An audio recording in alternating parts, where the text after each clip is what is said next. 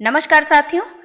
कहानी शुरू करने से पहले आप सभी से एक रिक्वेस्ट है, यदि आपने अभी तक चैनल को सब्सक्राइब ना किया हो तो प्लीज़ ज़रूर कर लीजिएगा और कहानी उपयोगी व मनोरंजक लगे तो लाइक और शेयर ज़रूर कर दीजिएगा और कमेंट बॉक्स में अपने विचार लिखना बिल्कुल मत भूलिएगा। तो आज की ये कहानी आपका जीवन बदलने की शक्ति रखती है, इसलिए इस कहानी को पूरा सुने और ध्यान से सुने। एक बार एक हिरन एक जंगल में पानी की तलाश में घूम रहा था। उसे बहुत देर से बहुत प्यास लगी हुई थी। वह बहुत देर से पानी ढूंढ रहा था, लेकिन उसे पानी कहीं भी नहीं मिल रहा था।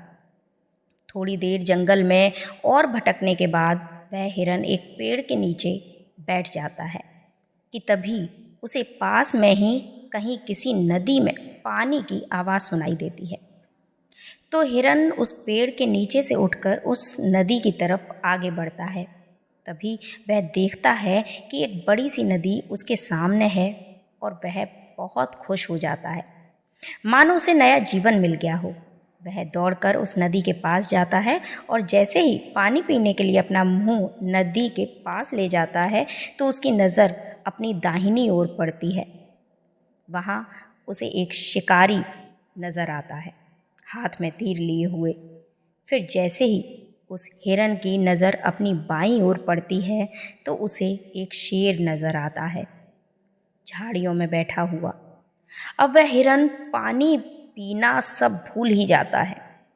फिर जैसे ही वह हिरन अपने पीछे देखता है तो वहाँ भयंकर आग लगी हुई थी, जो कि धीरे धीरे उसकी तरफ बढ़ रही थी।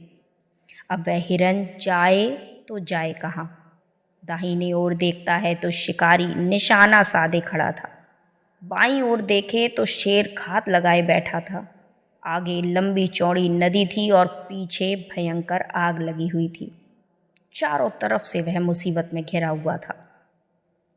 हिरन सोच में पड़ जाता है कि मैं तो चारों तरफ से मुसीबत में घिर चुका हूँ, बचने का कोई रास्ता नजर नहीं आ रहा। तो वही कर लूँ जो करने आया हूँ। मरना ही है तो पानी पीकर ही मर लूँ। तो हिरन पानी पीने में लग जाता है। थोड़ी देर बाद जब वह पानी पी ही रहा होता है तभी ऊपर काले बादल छा जाते हैं और तेज बारिश होने लगती है, जिससे पीछे लगी हुई आग पानी से बुझ जाती है और बारिश के कारण शिकारी का निशाना चूक जाता है और शेर की नज़र शिकारी पर पड़ जाती है और शेर शिकारी के पीछे लग जाता है। हिरन जब पानी पीकर अपने दाहिने ओर देखता है तो उसे शिकारी कहीं नज़र नहीं आता। बाईं ओर देखता है तो शेर भी कहीं नज़र नहीं आता और जब पीछे मुड़कर देखता है तो आग भी बुझ चुकी थी। तो दोस्तों, हम सभी के जीवन में ऐसा कई बार होता है जब हम चारों तरफ से समस्याओं में घिर जाते हैं, कोई रास्ता दिखाई नहीं देता। ऐसे में हमें डरना या घबराना नहीं चाहिए, अपने काम पर फोकस करना चाहिए। कई बार जब कोई रास्ता दिखाई ना दे तो फैसला वक्त पर छोड़कर अपना काम ईमानदारी और लगन से करते रहिए।